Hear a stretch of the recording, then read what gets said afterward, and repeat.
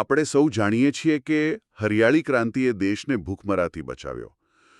પણ આજના આપણા સ્ત્રોતો એક બહુ ગંભીર સવાલ ઉઠાવે છે. શું એ બચાવની કિંમત આપણે આજે એક ધીમા ઝેરના રૂપમાં આપણી જમીન અને આપણા શરીરમાં ચૂકવી રહ્યા છીએ? આજની આપણી ચર્ચા ભારતીય ખેતીની આખી સફર પર છે. એક એવી સફર જે પ્રાચીન ઋષિ કૃષિ સંસ્કૃતિથી શરૂ થઈ, હરિયાળી ક્રાંતિના ચમત્કાર અને તેના છુપા શ્રાપમાંથી પસાર થઈ અને હવે એક નવા વિકલ્પ પ્રાકૃતિક ખેતી તરફ વળી રહી છે. આપણે એ સમજવાનો પ્રયત્ન કરીશું કે આ માત્ર ખેતીની પદ્ધતિ બદલવાની વાત નથી, પણ આપણી થાળીમાં જે ખોરાક છે, ખેડૂતની આર્થિક સ્થિતિ અને કદાચ પૃથ્વીના ભવિષ્ય સાથે પણ કેવી રીતે જોડાયેલી છે. તો ચાલો આખી વાતને શરૂઆતથી સમજીએ. સ્ત્રોતોમાં એક બહુ સુંદર શબ્દ છે, ઋષિ કૃષિની સંસ્કૃતિ. શું આ માત્ર એક કાવ્યાત્મક કલ્પના છે કે પછી એ સમયની કોઈ વાસ્તવિકતા હતી? ના, આ બિલકુલ વાસ્તવિકતા હતી. જો એ સમયની જે સમાજ રચના હતી એનો પાયો જ ખેતી હતી. જ્યારે માણસે ભટકવાનું છોડીને એક જગ્યાએ સ્થિર થઈને ખેતી શરૂ કરી, ત્યારે જ ઋષિઓના માર્ગદર્શન હેઠળ કુટુંબ, સમૂહ જીવન અને આખા સમાજનું માળખું રચાયું. કૃષિ વગર સંસ્કૃતિ શક્ય જ નહોતી, એટલે જ એને ઋષિ કૃષિ સંસ્કૃતિ કહેવાય છે. અને સ્ત્રોતો એ સમયના ગામડાને આત્મનિર્ભર કહે છે, એટલે કે સેલ્ફ સફિશિયન્ટ. આ કઈ રીતે શક્ય હતું એ સમયે? એ સમયની વ્યવસ્થા ખરેખર અદ્ભુત હતી. જુઓ, ખેડૂત બિયારણ માટે બજાર પર નિર્ભર ન હતો. એ આવતા વર્ષ માટેના બીજ જાતે જ સાચવી લેતો. ખાતર માટે પશુધન હતું, જેમાંથી છાણિયું ખાતર મળી રહેતું. અને સંયુક્ત કુટુંબ એટલે મજૂરો પણ ઘરમાંથી જ મળી રહેતા. અચ્છા. પૈસાનું ચલણ બહુ ઓછું હતું, એટલે મોટાભાગે વિનિમય પ્રથા ચાલતી હતી. મતલબ કે સુથાર ખેડૂતને હળ બનાવી આપે તો બદલામાં ખેડૂત એને અનાજ આપે. આ એકબીજા પર આધારિત પણ બહારની દુનિયાથી સ્વનિર્ભર. બરાબર, એકદમ સ્વનિર્ભર અને મજબૂત ગ્રામ્ય અર્થતંત્ર હતું.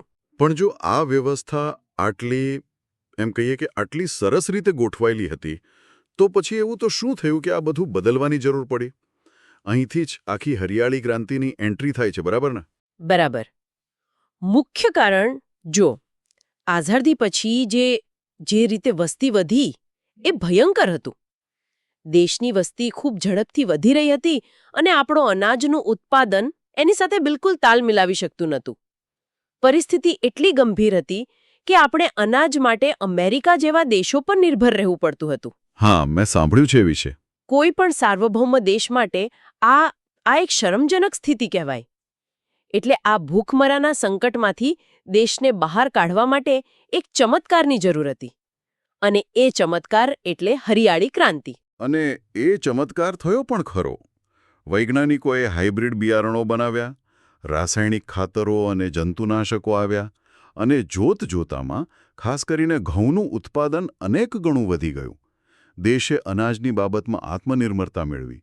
પણ સ્ત્રોતો કહે છે કે આ વાર્તાનો સુખદ અંત નહોતો. આ તો એવી હીરોની વાર્તા જેવી લાગે છે જે પાછળથી વિલન બની જાય. તો મુશ્કેલીના પહેલા સંકેતો ક્યારે દેખાવા લાગ્યા? સૌથી પહેલો અને સૌથી મોટો ફટકો ખેડૂતની આર્થિક કમર પર પડ્યો. શરૂઆતમાં વધુ ઉત્પાદનથી ખેડૂતો બહુ ખુશ હતા, પણ ધીમે ધીમે જમીનને રાસાયણિક ખાતરો અને દવાઓની એમ કહીએ તો લત લાગી ગઈ. લત? વ્યસન જેવું? હા, બિલકુલ વ્યસન જેવું. દર વર્ષે વધુને વધુ મોંઘા ખાતરો અને દવાઓ નાખવા પડતા, જેનાથી ખેતીનો ખર્ચ સતત વધતો ગયો. આ એક એવું ચક્રવ્યૂહ હતું કે જેમાંથી ખેડૂતનું બહાર નીકળવું લગભગ અશક્ય બની ગયું. જેટલું વધુ ઉત્પાદન, તેટલો વધુ ખર્ચ અને તેટલું જ વધુ દેવું. એક મિનિટ, આ વાત મને થોડી સમજાવો. ખાતર તો પાકને પોષણ આપે, તો એ જમીનને નુકસાન કઈ રીતે કરે? તમે કહ્યું કે જમીન કઠણ બની ગઈ. આવું કેમ?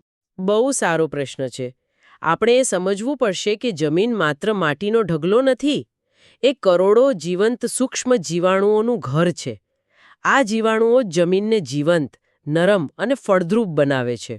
અચ્છા. રાસાયણિક ખાતરો અને આ ઝેરી દવાઓ એ આ સૂક્ષ્મ જીવોનો નાશ કરે છે.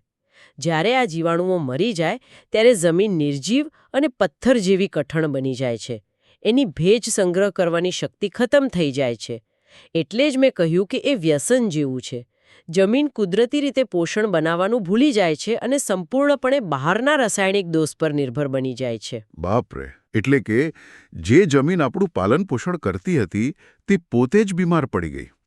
અને આ બીમારી પછી આપણા પર્યાવરણ અને આપણા શરીરમાં પણ ફેલાઈ. બિલકુલ. આ રસાયણો વરસાદના પાણી સાથે ભળીને જમીનમાં ઉતર્યા અને આપણા ભૂગર્ભ જળને ઝેરી બનાવ્યું. પછી રાસાયણિક ખેતીથી મિથેન અને નાઇટ્રસ ઓક્સાઇડ જેવા ગ્રીનહાઉસ ગેસનું ઉત્સર્જન વધ્યું, જેણે ગ્લોબલ વોર્મિંગ પણ મોટો ભાગ ભજવ્યો. ઓહ! અને સૌથી ભયંકર અસર જૈવ વિવિધતા પર થઈ. જે જંતુનાશકો આપણે નુકસાનકારક જીવાત મારવા છાંટતા હતા, તેણે મધમાખી, પતંગિયા અને અળસિયા જેવા આપણા મિત્ર જીવોનો પણ સફાયો કરી નાખ્યો. એટલે આખી ઇકોસિસ્ટમ ખોરવાઈ ગઈ. હા, અને અંતે આ બધું ઝેર આપણી થાળી સુધી પહોંચ્યું. ખોરાકમાંથી પોષક તત્વો ગાયબ થઈ ગયા અને રસાયણોના અવશેષોને કારણે કેન્સર, ડાયાબિટીસ જેવા રોગો સામાન્ય બની ગયા. તો આ તો એક સંપૂર્ણ કટોકટીની સ્થિતિ છે. આર્થિક, પર્યાવરણીય અને આરોગ્યની. આ ચક્રવ્યૂહમાંથી બહાર નીકળવાનો કોઈ રસ્તો છે? અહીં સ્ત્રોતો પ્રાકૃતિક ખેતીને એક મજબૂત વિકલ્પ તરીકે રજૂ કરે છે. શું આ માત્ર પાછા જૂના જમાનામાં જવાની વાત છે? ના, આ પાછા જવાની વાત નથી, પણ પ્રકૃતિ પાસેથી ફરીથી શીખવાની વાત છે. અને હવે તો આધુનિક વિજ્ઞાનનો પણ તેને ટેકો છે. પ્રાકૃતિક ખેતી એટલે પ્રકૃતિના નિયમોને સમજીને તેની સાથે તાલમેલ રાખીને ખેતી કરવી. આ ક્ષેત્રમાં પદ્મશ્રી ડૉક્ટર સુભાષ પાલેકરનું કામ મહત્ પાયાનું ગણાય છે. તેમણે વર્ષોના સંશોધન પછી સુભાષ પાલેકર પ્રાકૃતિક ખેતી એટલે કે SPNF પદ્ધતિ વિકસાવી, જે સંપૂર્ણપણે વૈજ્ઞાનિક સિદ્ધાંતો પર આધારિત છે. અને શું આને સરકારી સમર્થન છે? કારણ કે બહુ જરૂરી છે. હા, હવે છે. અને એ સારી વાત છે કે સરકાર પણ આનું મહત્વ સમજી રહી છે. ગુજરાત સરકારે તો ડાંગ જિલ્લાને સંપૂર્ણ પ્રાકૃતિક કૃષિ જિલ્લો જાહેર કર્યો છે અને આ વિષય પર એક અલગ યુનિવર્સિટી અને ગુજરાત પ્રાકૃતિક કૃષિ વિકાસ બોર્ડની સ્થાપના પણ કરી છે. પણ અહીં એક મોટો અને મને લાગે છે કે વ્યાજબી સવાલ ઊભો થાય છે. આ બધું સાંભળવામાં તો બહુ આદર્શ લાગે છે, પણ શું પ્રાકૃતિક ખેતીથી એટલું ઉત્પાદન શક્ય છે કે આપણે 140 કરોડ લોકોને ખવડાવી શકીએ? હરિયાળી ક્રાંતિની જરૂર જ એટલા માટે પડી હતી, બરાબર ને? આ સૌથી મહત્વનો ને સાચો પ્રશ્ન છે અને એનો જવાબ છે હા, શક્ય છે. જુઓ, સંશોધનો અને ખેડૂતોના અનુભવો એવું દર્શાવે છે કે જ્યારે કોઈ ખેડૂત રાસાયણિકમાંથી પ્રાકૃતિક ખેતી તરફ વળે ત્યારે પહેલા 1-2 વર્ષ ઉત્પાદનમાં થોડો ઘટાડો થઈ શકે છે. કેમ? કારણ કે જમીનને તેની લતમાંથી બહાર આવતા સમય લાગે છે. એને ફરીથી જીવંત થવું પડે છે. પણ 2-3 વર્ષ પછી જેમ જેમ જમીનની તંદુરસ્તી પાછી આવે છે, ઉત્પાદન સ્થિર થાય છે અને ઘણા કિસ્સાઓમાં તો રાસાયણિક ખેતી કરતાં પણ વધી જાય છે. ખરેખર? હા, અને સૌથી મોટી વાત, આ ઉત્પાદન લગભગ શૂન્ય ખર્ચે મળે છે. કારણ કે ખાતર, દવા, બિયારણ કશું બહારથી લેવાલું નથી, એટલે ખેડૂતનો નફો અનેક ગણો વધી જાય છે. આ જ સાચી આત્મનિર્ભરતા છે. વાહ! ચાલો તો આ પદ્ધતિ કામ કઈ રીતે કરે છે તેના ઊંડાણમાં ઉતરીએ. સ્ત્રોતો તેના 5 મુખ્ય સિદ્ધાંતો ગણાવે છે, જે આખી પદ્ધતિનો આધારસ્તંભ છે. ચાલો તેને એક એક કરીને સમજીએ. પહેલો સિદ્ધાંત છે બીજામૃત. નામ પરથી તો લાગે છે કે બીજ માટેનું અમૃત. આ શું છે? બરાબર સમજ્યા? જેમ આપણે બાળકને જન્મ પહેલા અને પછી રસી આપીએ છીએ, એમ બીજામૃત એ બીજ માટેની રસી છે. વાવતા પહેલા બીજને દેશી ગાયના ગોબર, ગૌમૂત્ર અને ચૂનાના પાણીના એક ખાસ મિશ્રણથી માવજત આપવામાં આવે છે. આનાથી બીજને રોગો સામે રક્ષણ મળે છે અને તેનો ઉગાવો ખૂબ સારો થાય છે. સરસ. બીજો અને સૌથી વધુ ચર્ચિત સિદ્ધાંત છે જીવામૃત. તમે અગાઉ કહ્યું કે તે જમીન માટે પ્રોબાયોટિક ડ્રિંક જેવું છે. શું આ ખેડૂત જાતે બનાવી શકે? એમાં હોય છે શું? બિલકુલ, અને એ જ તો એની સુંદરતા છે. તે બનાવવું અત્યંત સરળ છે. દેશી ગાયનું તાજું ગોબર અને ગૌમૂત્ર, થોડો ગોળ, કોઈ પણ કઠોળનો લોટ અને થોડી માટી, બસ. આ બધાને પાણીમાં ભેળવીને થોડા દિવસ આથો આવવા દેવાનો. આ પ્રક્રિયામાં કરોડો અબજો ફાયદાકારક સૂક્ષ્મ જીવાણુઓ તૈયાર થઈ જાય છે. ઓકે. આ જીવામૃતને જ્યારે પાણી સાથે ખેતરમાં આપવામાં આવે છે, ત્યારે તે નિર્જીવ બનેલી જમીનમાં ફરીથી જીવ પૂરે છે. યાદ રાખજો, આ કોઈ ખાતર નથી, પણ જમીનને જીવંત કરનારું એક કલ્ચર છે. અને એનું સૂકું સ્વરૂપ પણ હોય છે? હા, તેનું સૂકું સ્વરૂપ ઘન જીવામૃત તરીકે ઓળખાય છે. આ તો ખરેખર અદ્ભુત છે. એટલે કે જે ગોબરને આપણે ખાલી કચરો સમજતા હતા, એ ખરેખર તો કરોડો જીવાણુઓનું પાવરહાઉસ છે. ત્રીજો સિદ્ધાંત છે આચ્છાદન, એટલે કે મલ્ચિંગ. આનો શું ફાયદો?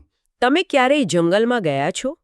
ત્યાં જમીન પર કોઈ ખેડ નથી કરતું, કોઈ ખાતર નથી નાખતું, છતાં મોટા મોટા વૃક્ષો ઉગે છે. હા, સાચી વાત છે. કેમ?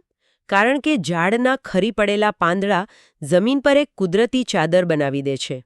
આ જ છે આચ્છાદન. ખેતરમાં પાકના અવશેષો, ઘાસ કે પાંદડાને જમીન પર પાથરી દેવાથી જમીન સીધા તડકાથી બચે છે, ભેજ લાંબો સમય સચવાઈ રહે છે, નીંદણ ઓછું ઉગે છે અને ધીમે ધીમે આ અવશેષો સડીને ઉત્તમ ખાતરમાં ફેરવાઈ જાય છે. આપણે ફક્ત જંગલની નકલ કરવાની છે. બહુ સરસ. ચોથો સિદ્ધાંત છે વાપસા. આ શબ્દ મારા માટે નવો છે. તેનો શું અર્થ થાય? વાપસા એટલે જમીનમાં ભેજ અને હવાનું સંપૂર્ણ સંતુલન. પાકના મૂળને જીવંત રહેવા માટે પાણી અને હવા બંનેની જરૂર હોય છે. રાસાયણિક ખેતીમાં વધુ પડતું પાણી આપવાથી જમીનમાં હવા માટે જગ્યા જ નથી રહેતી અને મૂળ ગુંગળાઈને સડી જાય છે. અચ્છા. વાપસાની સ્થિતિ એટલે જમીનમાં 50% હવા અને 50% પાણીની હાજરી. આચ્છાદન અને જીવામૃતના ઉપયોગથી જમીન એટલી પોચી અને છિદ્રાળુ બને છે કે તે કુદરતી રીતે જ વાપસાની સ્થિતિ જાળવી રાખે છે. આને સમજવા માટે એક ઉદાહરણ છે. સ્પોન્જને પાણીમાં બોળીને નીચોવી લો. એમાંથી પાણી ટપકતું નથી, પણ એમાં ભેજ ભરપૂર છે. બસ આ જ છે વાપસા. બરાબર, હવે સમજાયો. અને છેલ્લો પાંચમો સિદ્ધાંત છે જૈવ વિવિધતા. આજના સમયમાં જ્યાં ખેડૂતો એક જ પાક એટલે કે મોનોકલ્ચર મોટા વિસ્તારમાં લે છે, ત્યાં આ સિદ્ધાંત કેટલો વ્યવહારુ છે? એ મોનોકલ્ચર જ તો સમસ્યાનું મૂળ છે. પ્રકૃતિમાં ક્યારેય એક જ પ્રકારના છોડ નથી ઉગતા. જૈવ વિવિધતા એટલે ખેતરમાં એક મુખ્ય પાકની સાથે બીજા સહાયક પાકો, મિત્ર કીટકોને આકર્ષતા ફૂલોના છોડ અને ખેતરની વાડ પર ફળના વૃક્ષો વાવવા. આનાથી એક એવી ઇકોસિસ્ટમ તૈયાર થાય છે જેમાં પાકને નુકસાન કરનાર જીવાતોના કુદરતી દુશ્મનો પણ હાજર હોય છે. એટલે જંતુનાશકોની જરૂર જ ન પડે. બિલકુલ. અને અલગ અલગ પાકો જમીનમાંથી જુદા જુદા તત્વો લે છે અને ઉમેરે છે, જેથી જમીનની ફળદ્રુપતા પણ જળવાઈ રહે છે. તો આ આખી ચર્ચાનો સાર એ છે કે આપણે ખેતીમાં એક એવા વળાંક પર ઊભા છીએ જ્યાંથી પાછા રાસાયણિક ખેતીના રસ્તે જવું આપણને પોસાય તેમ નથી. પ્રાકૃતિક ખેતી એ માત્ર એક વિકલ્પ નથી, પણ કદાચ લાંબા ગાળે ટકી રહેવા માટે એકમાત્ર રસ્તો છે, જે ખેડૂત, પર્યાવરણ અને ઉપભોક્તા ત્રણે માટે ફાયદાકારક છે. બિલકુલ. પ્રાકૃતિક ખેતી એ માત્ર પાક ઉગાડવાની ટેકનિક નથી, એ એક વિચારધારા છે. એ જમીન, પાણી, જીવસૃષ્ટિ અને મનુષ્યને ફરીથી પ્રકૃતિ સાથે જોડવાનો એક પ્રયાસ છે. જ્યારે ખેડૂત બજારનો ગુલામ મટીને સાચા અર્થમાં આત્મનિર્ભર બને છે, ત્યારે જ તેને જગતના તાતનું સાચું સન્માન પાછું મળે છે. શ્રોતાઓ માટે એક વિચાર સાથે આપણે સમાપન કરીએ. સ્ત્રોતો કહે છે કે આપણે જેટલી સહજતાથી રાસાયણિક ખેતી સ્વીકારી, તેટલી જ સહજતાથી હવે પ્રાકૃતિક ખેતી તરફ વળવું જોઈએ. તો પ્રશ્ન એ છે કે દાયકાઓથી રાસાયણિક ખેતી પર આધારિત બનેલા આખા માળખાને, જેમાં બિયારણ, ખાતરની મોટી કંપનીઓ, બજારની વ્યવસ્થા અને ખુદ ખેડૂતોની માનસિકતાનો પણ સમાવેશ થાય છે, જોતા પ્રાકૃતિક ખેતીને મુખ્યધારામાં લાવવા માટે સૌથી મોટો છુપો અવરોધ કયો હોઈ શકે અને તેને દૂર કરવા માટે પહેલું નક્કર પગલું શું હોઈ શકે? આ વિચાર સાથે ફરી મળીશું.